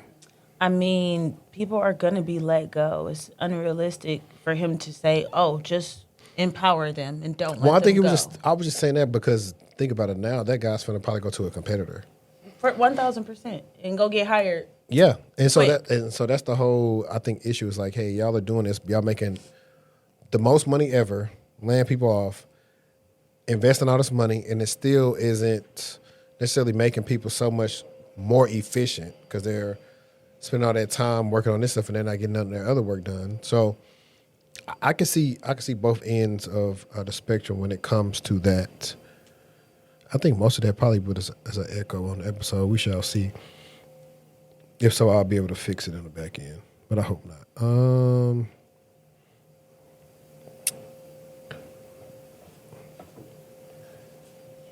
I guess I can do this one right quick. I thought this was pretty interesting. Department of Education talking about the non-professional degrees. The Department of Education has now come out with a list of degrees that they are saying will no longer be considered professional. And this list will take effect July of 2026.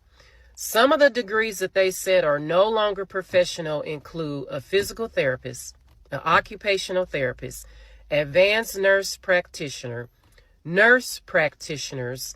a physician assistant, teachers, a speech language pathologist, and there's more. But when I saw this again, I couldn't believe it. Because what does that mean on the back end? On the back end, that means that they are attacking female-dominant fields. That's a major blow right there.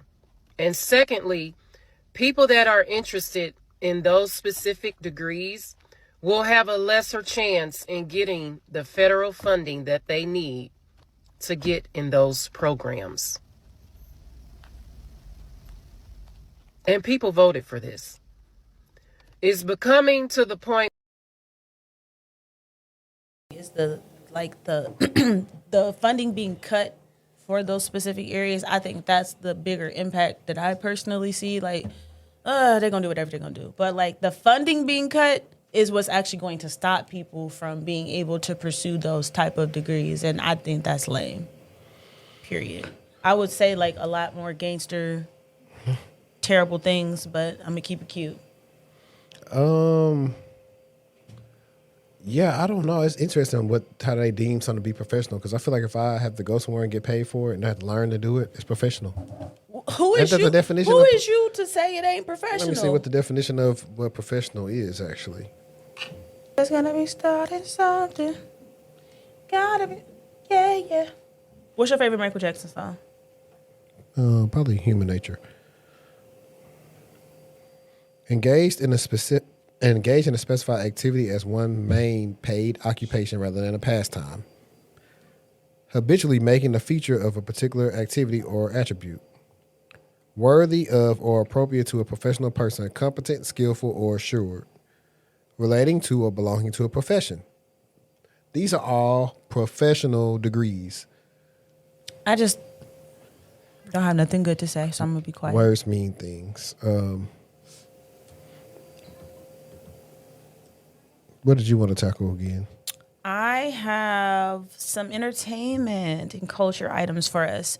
So HBO dropped the first full trailer of its Harry Potter TV series in March and announced an earlier than expected premiere Christmas Day of 2026. Oh my God, I can't wait. Like 10 out of 10. First of all, Christmas is my favorite season. Harry Potter, throw the series right up in there. So season 1, titled Harry Potter and the Philosopher's Stone, will run 8 episodes and adapt Rowling's first novel. If all goes well, the series will run 7 seasons, 1 per book. Nike also dropped a Harry Potter sneaker collection this month tied to the series launch, including Hogwarts house themed Air Force Ones. They sold out in under an hour. Which house would you belong in if you were in Harry Potter? Slytherin. I don't know nothing about it. You would be in Slytherin for real? I don't know nothing about it. That's slimy. That's not where you would supposed to be wanting to be. Like them is like. I don't know nothing about the show. You gonna have to watch. You ever seen the old video when Lil Uzi moved? He said, "I don't know. I just moved here." He said, No, literally. That's me. I don't know. I would probably be giving. Is Gryffindor a thing too? I would be Gryffindor or Ravenclaw. I'm not gonna lie. Yeah. So there's like different houses, and it's like Slytherin is like Malfoy and his dad, and like they're not the best people. Okay. Until you get deeper in, it's it's I think it's the whole thing. I think the also issue is going to be with me to ever getting into it is because I'm an adult now. I probably won't like it because it was written for a certain demographic when they were younger. Yeah. So that's going to be the same But thing. I think that anybody can like still pick up. Like they're still good. I will say though, the first one is tough to get through because it's very long. But the first one is like it's enough. While we're here, did you watch Nemesis? No, it's on my to-do list though. Okay. So what did you think? I like it. Is it like you ready for the next season? You like it? Yeah, they did it perfectly to where I know for a fact the rating's gonna be good if they get a second season. It's only 8 episodes though, right? Yeah. Similar to Power's first season, they only had 8 episodes. So is it giving similar energy as Power? Not like what really. what is the plot? A detective is trying to catch some criminals. Okay. High stake. Multiple criminals, not just one person. A group of thieves. So kind of like some den of thieves, SWAT type. It's like Okay. I think they did really good on the soundtrack. People are hating one of the main actors, the protagonist, who actually Light-skinned dude. To me, he's the antagonist. I call him Christian Keys Jr. Yeah. I know you're talking about. I think he did a hell of a job. They saying he can't act? I think he did. Wait, is this that guy that got married with the wedding with the wife and stuff, the Tyler Perry guy? No. That's not him? You think about Amp. You're thinking about the dude that's married to I forgot what the girl what her name is. You know what I'm talking about. That's not him though. No. This dude did a good job. He like I said, if the dude had everybody hating him, that means he did a great job. That part. He's supposed to be an irrational, hot-headed cop. It's not supposed to come off as super cool, calm, and collected. So I'm like, the people who wrote it and probably producers, they work with them people. Like for people saying the guy can't act, they don't have nothing that can show me they can act either. And so that's why I just hate it so much. I was like, it was definitely like So the acting is pretty decent. Yeah, they had some decent stars in there. So like you have Who's the? Let me look it up. I forget who What's it called again? Nemesis. I forget what his real name is, but Frank Mitchell was in there. Moesha's daddy.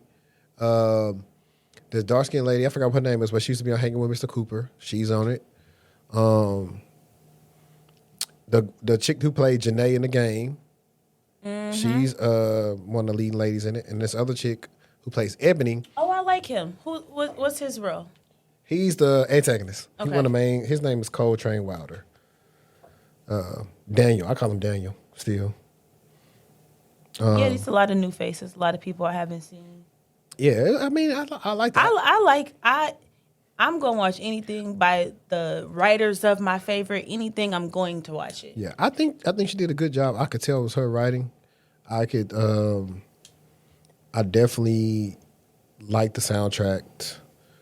It's like I like the it's like on calculations. Apple Music type, or just in It could probably be. Or you're just saying like just throughout the show. Remember, I mean, you could remember Insecure used to post their soundtrack, so it's probably on there. But no, I'm just saying like you're just saying they have good music throughout the show. Yeah. Yeah, like that's how I felt about Insecure. Like every Bob. No, what was the show with the guy that died that I was just distraught? What's the show that we used to watch?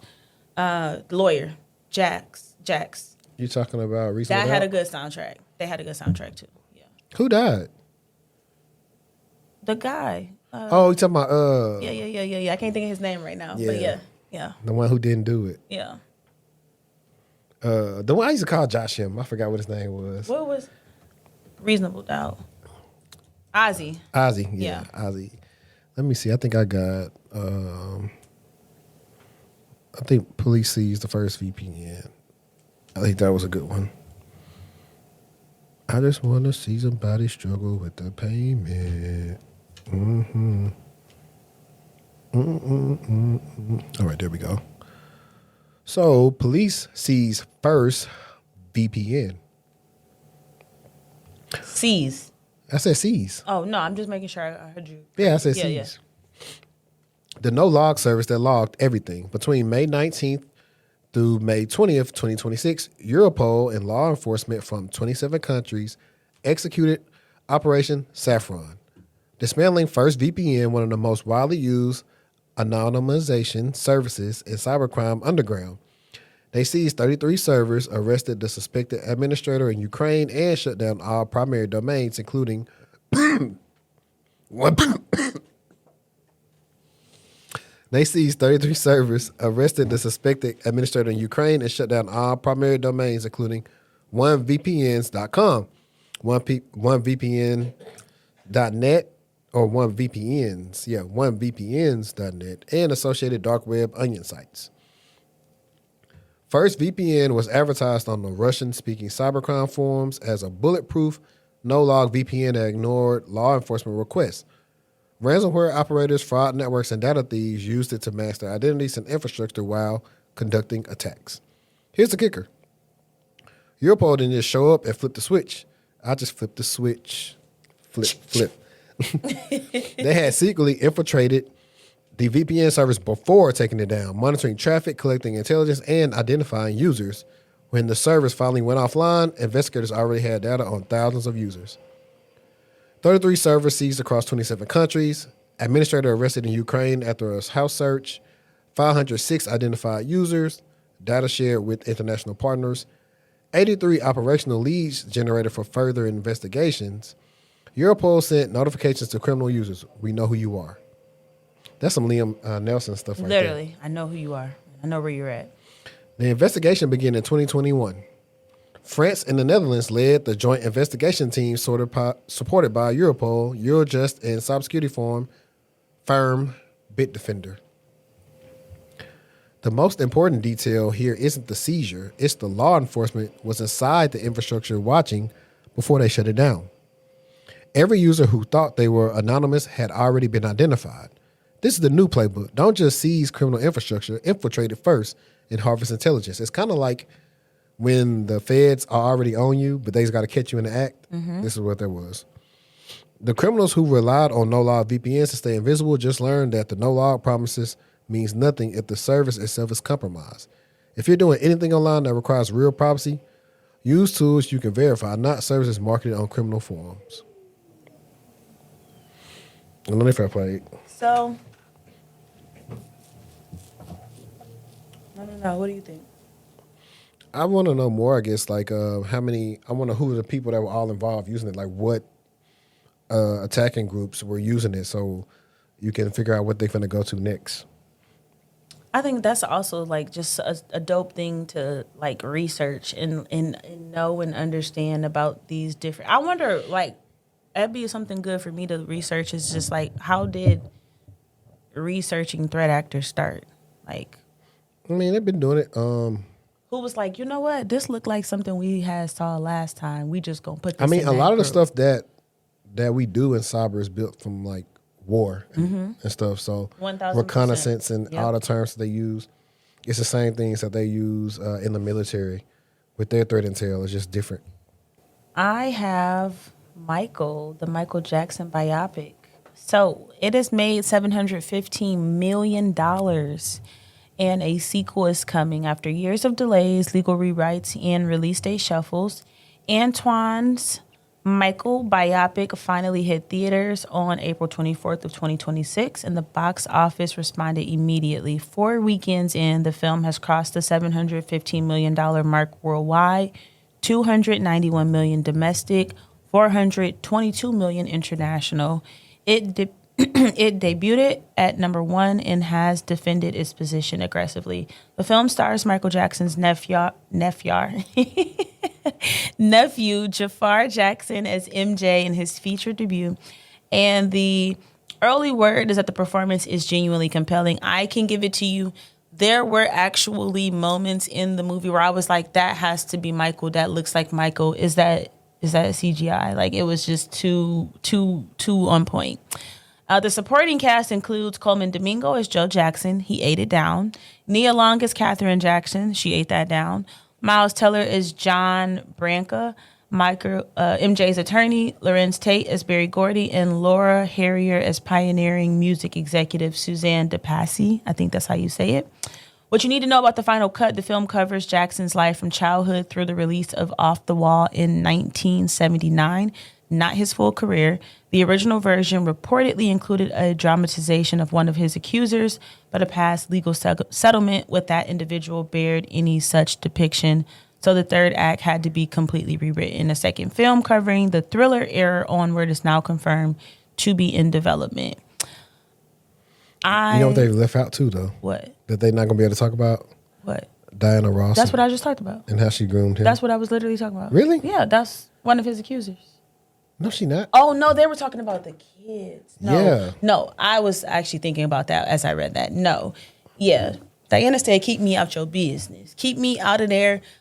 But, like, when I voiced this to my family, because I went to see it with my family, and we kind of, like, talked about it, they were like, she would be not here with us today if she can still be charged. You know what I mean?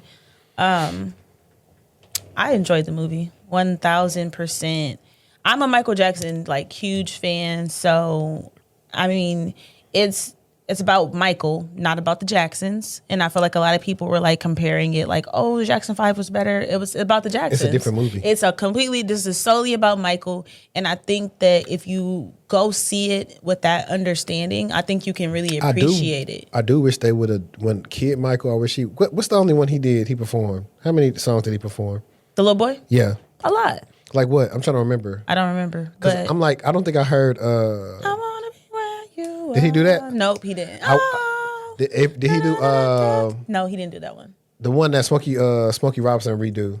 Oh, This Christmas? Who's Loving You? Mm-hmm. I want to hear that. I mean, why is the kid singing that? Immediate. Like, Hey, Lil Mike, listen for my Gen Zers.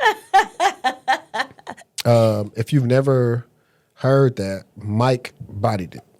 it was Mike bodied it. I thought, what I appreciated being able to hear Michael's raw vocals, like no music, just like his raw vocals throughout the film from when he was a kid all the way up until, he got older.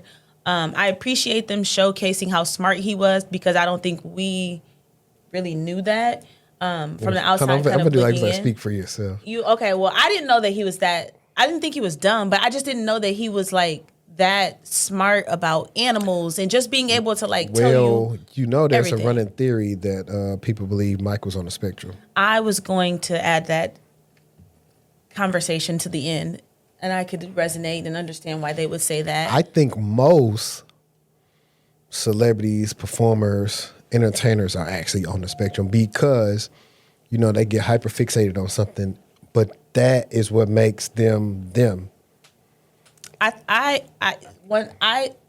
There were so many pieces to him that I'm so glad that they shared with us, just how smart he was, how sensitive he was. Like we knew Michael was sensitive. We knew he was, smart, but to the degree in which we didn't know.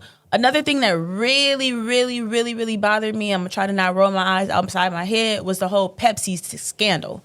So in the American Dream film, we know he was burned, but we didn't really understand how severe the burn was. And I had a problem with that in the movie because I didn't know that he was like hurt that severely. Like I knew he was hurt on the top of his head, but I didn't know that he suffered nerve damage for the rest of his life because of that. Matter of fact, as a kid, I used to laugh at that part. Oh, my head. Because he just Get out of here. Get out of here. Because he would just roll down the stairs. Yeah. They didn't ever show the... It was bad. I appreciated them describing to us the level of severity of his injury because it wasn't really talked about, in the American Dream. But that started him being on pain medicine. We don't talk about that. We talk about all the medicine that he was taking throughout his life, but we don't talk about it stemming from that situation because, again, I knew he was hurt, but I just didn't know that to the degree. But like third degree. That brought up his only nephew. I feel like that's really like black for real. I'm screaming. He was talking about, hey, no, my uncle was murdered. He talked about it. Jafar? No, not Jafar. Another nephew. But you know what's funny though? We watching this movie, but Jafar mama got babies by his uncle. So he got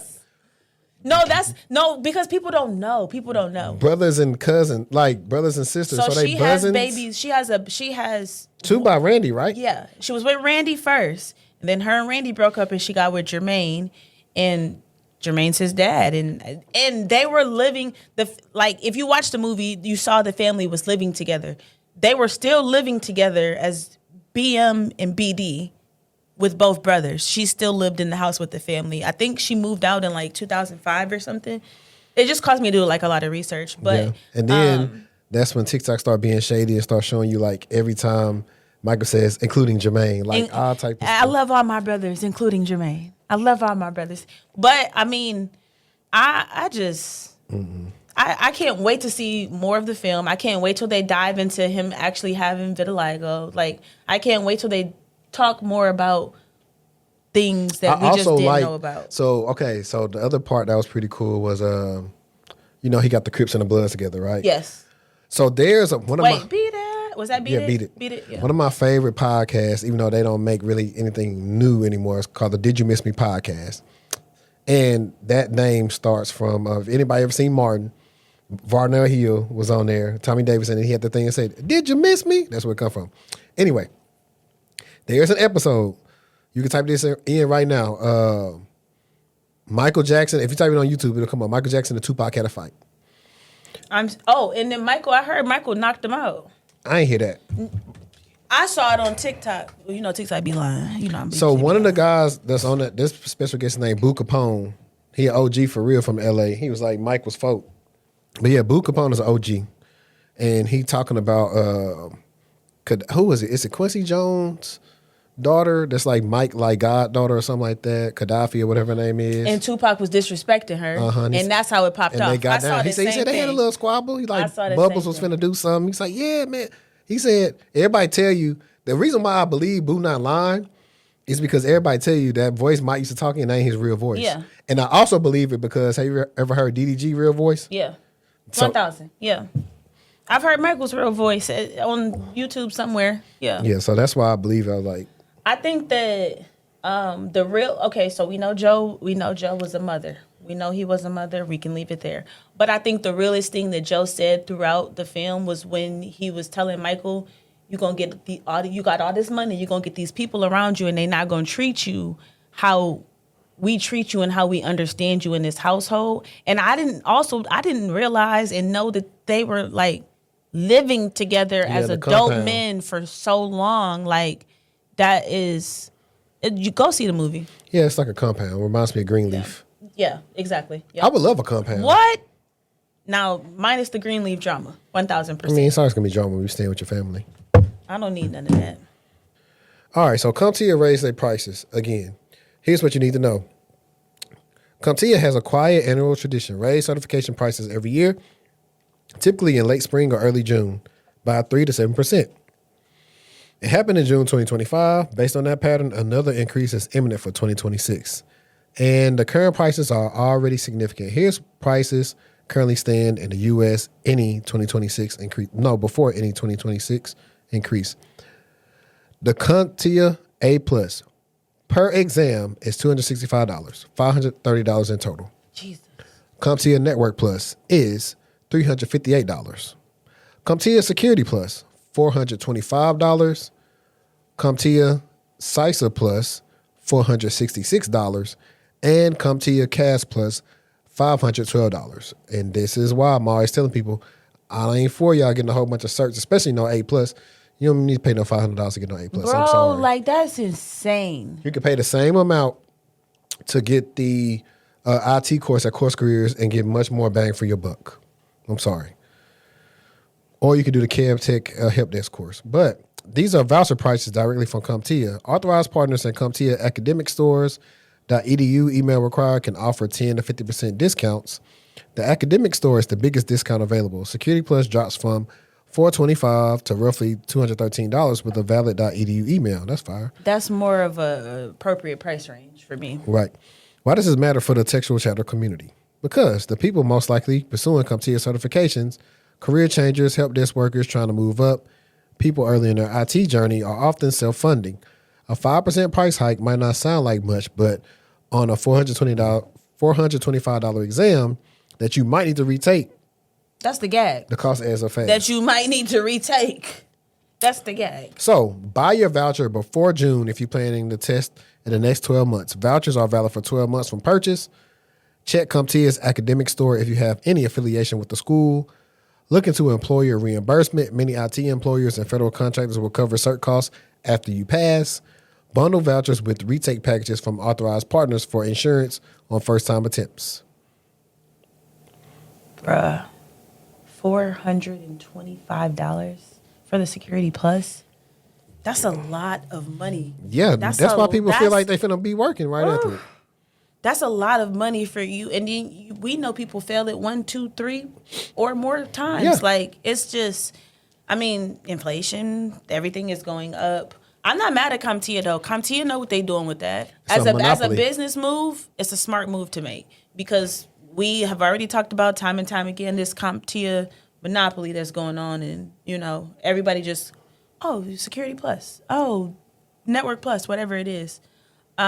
What is the CASP? The CAS? That's the cloud one? No. What's that one? Certified something security practitioner. The cloud one's just Cloud Plus. It is Cloud Plus. Yeah. It's just a lot of money. I'm not going to lie. That's a lot of money for all Cloud of those. Plus, Linux Plus. They got some other ones. Linux Plus. They're not really worth nothing. They just slap their name on it. They got an AI one. I think the coming out Linux Plus with. one is good. It might be, but I go off of what do I see on job descriptions. I've never seen Linux Plus on a job description. I haven't. But it is still a good cert if you're trying to learn Linux. That's a fact. And let me see, did you cover your last stuff? Mm-hmm. Okay. Let me see, did I have anything else for y'all, man? I also say be careful on the roads. Don't be like me. Even though it wasn't my fault, but hey, it is what it is. But other than that, I don't know.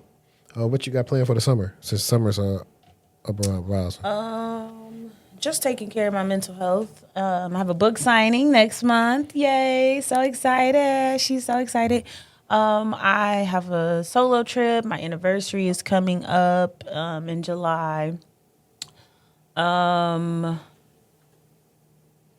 I just want to be outside and feel the sun and feel the sand between my toes. So I'm being more focused in on just taking care of myself, being gentle, making sure I take space away from tech and laptops and talks and discussions and customers. I feel like I have been in this go mindset for a long time, and I haven't taken really like any time and space, like intentional time and space away. So just being more intentional about that and continuing to learn, you know. I do want to finish the next book that's in the series that I'm kind of working on.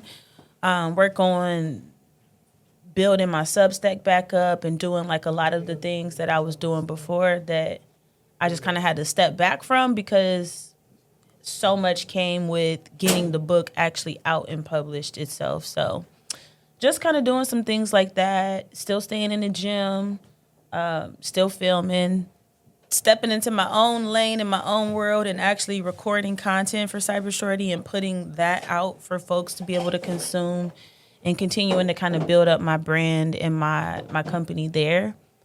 But yeah, that's kind of what I have in store for the summer. I just want it to feel like a good summer well spent. What about you? What you got in store for the summer? I'm an old man, so I don't really have much. Get in the gym, spend time with the kids. Any like trips or anything? Places to go? Probably not, unless it's something like super like last minute. So do some more. We got some more work to do on the channel, and hopefully I can bring out some of the other IPs I want to launch. And isn't that so exciting? Like the things you have in store, things you want to like. yeah, for me it is. It's just I always brand. figure out how to scale it. Well, not scale it, but how to make time for it. So that, and eventually, I think I said I was going to do it. I'm going to do on LinkedIn. I'm gonna make a form for like we're gonna do like if people want to intern and like get into social media, so we're gonna do like an intern social media that would be manager, amazing. intern producer, and maybe something else, and figure out if they want to help out with the team, and then they can have some metrics to put behind their stuff, and go be great. And I also want to.